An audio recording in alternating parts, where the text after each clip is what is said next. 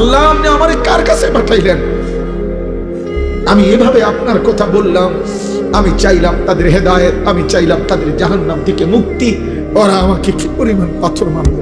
তায়েফের ময়দান থেকে যেদিন নবীজি রক্তাক্ত দেহ নিয়ে ফিরে আসছিলেন আব্বা, সারা শরীর থেকে যখন রক্ত ঝরছে, পায়ের তালু জুতা মোবারক যখন জমাট বাইধা গেছে, জুতা খুলতে পারছিলেন না রক্তের কারণে।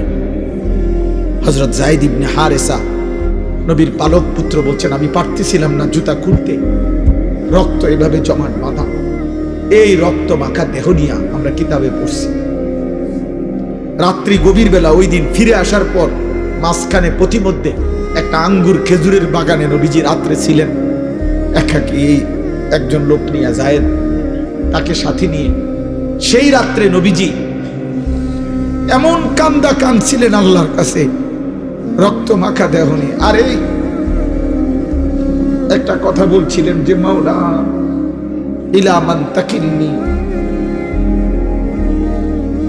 আল্লাহ আপনি আমারে কার কাছে পাঠাইলেন? আমি এভাবে আপনার কথা বললাম, আমি চাইলাম তাদের হেদায়েত, আমি চাইলাম তাদের জাহান্নাম থেকে মুক্তি, ওরা আমাকে কি পরিমাণ পাথর মারলো।